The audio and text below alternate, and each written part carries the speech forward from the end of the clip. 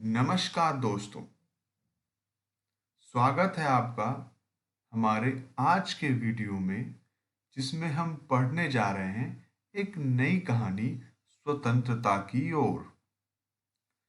आइए हम अपनी कहानी का पाठन करते हैं।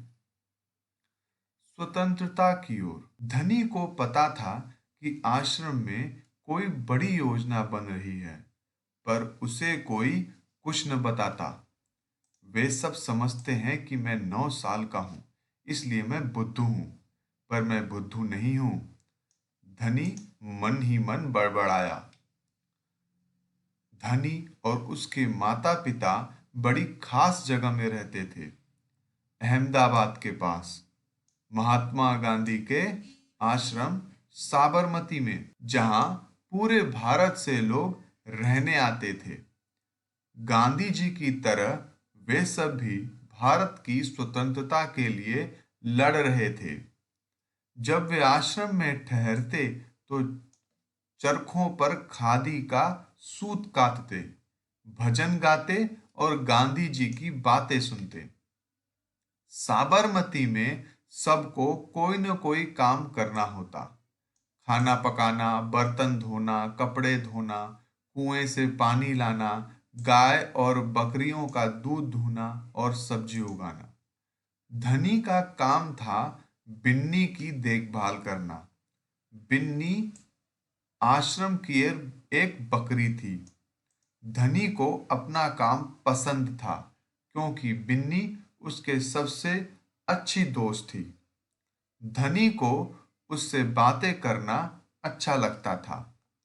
उस दिन सुबह धनी बिन्नी को हरी घास खिलाकर उसके बर्तन में पानी डालते हुए बोला, कोई बात जरूर है बिन्नी। सब गांधी जी के कमरे में बैठकर बातें करते हैं। कोई योजना बनाई जा रही है, मैं सब समझता हूं। बिन्नी ने घास चबाते हुए सिर हिलाया, जैसे कि वह धनी की बात समझ रही हो। धनी को भूख लगी। कूदती फांदती बिन्नी को लेकर वह रसोई घर की तरफ चला। उसकी माँ चूल्हा फूंक रही थी और कमरे में धुआं भर रहा था। अम्मा, क्या गांधी जी कहीं जा रहे हैं? उसने पूछा। खांसते हुए माँ बोली, वे सब यात्रा पर जा रहे हैं। यात्रा? कहाँ जा रहे हैं? धनी ने सवाल किया। समुद्र के पास कहीं। अब सवाल पूछना बंद करो और जाओ यहां से धनी। अम्मा जरा गुस्से में बोली, पहले मुझे खाना पकाने दो।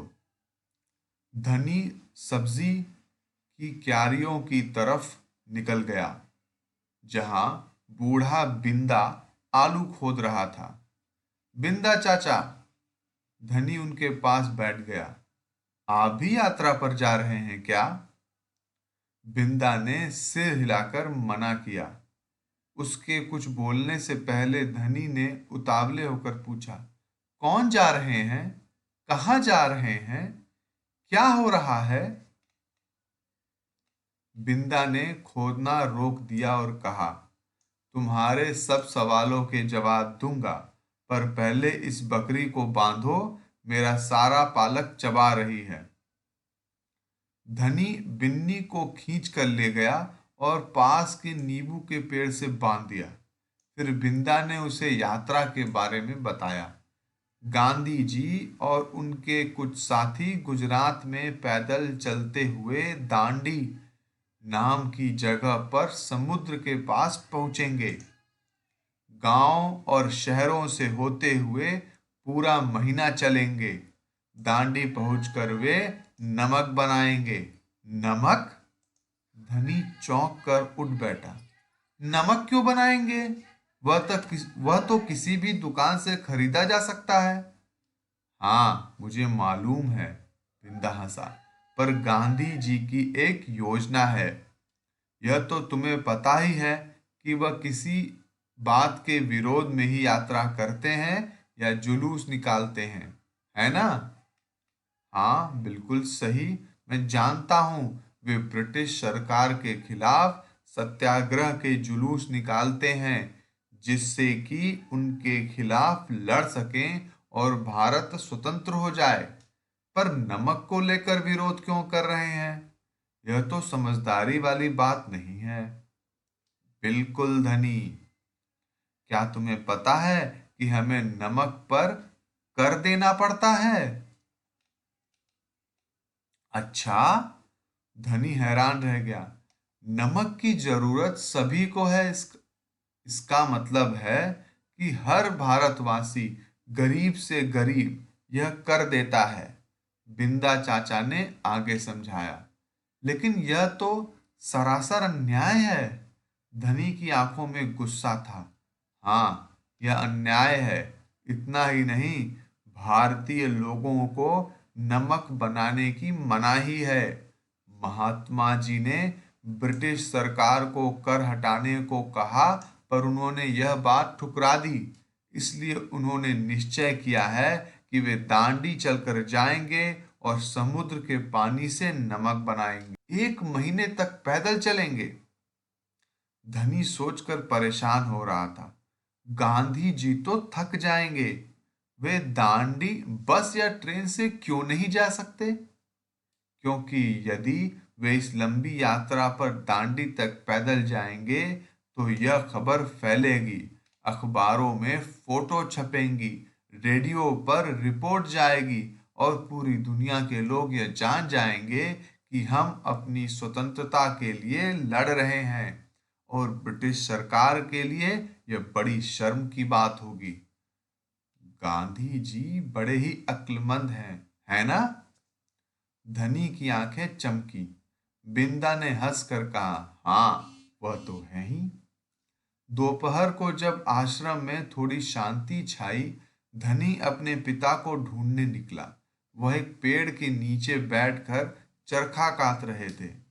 पिताजी, क्या आप और अम्मा दांडी यात्रा पर जा रहे हैं? धनी ने सीधे काम की बात पूछी। मैं जा रहा हूं। तुम और अम्मा यहीं रहोगे। मैं भी आपके साथ चल रहा हूं। बेकार की बात मत करो धनी। तुम इतना लंबा नहीं चल पाओगे। आश्रम के नौजवान ही जा रहे हैं। धनी ने हठ पकड़ ली। मैं 9 साल का हूं और आपसे तेज दौड़ सकता हूं। धनी के पिता ने चरखा रोककर बड़े धीरज से समझाया। सिर्फ वे लोग जाएंगे जिन्हें महात्मा जी ने खुद चुना है। ठीक है, मैं उन्हीं से बात करूंगा। वह जरूर हाँ कहेंगे। धनी खड़े होकर बोला और वहां से चल दिया। गांधी जी बड़े व्यस्त रहते थे। उन्हें अकेले पकड़ पाना आसान नहीं था।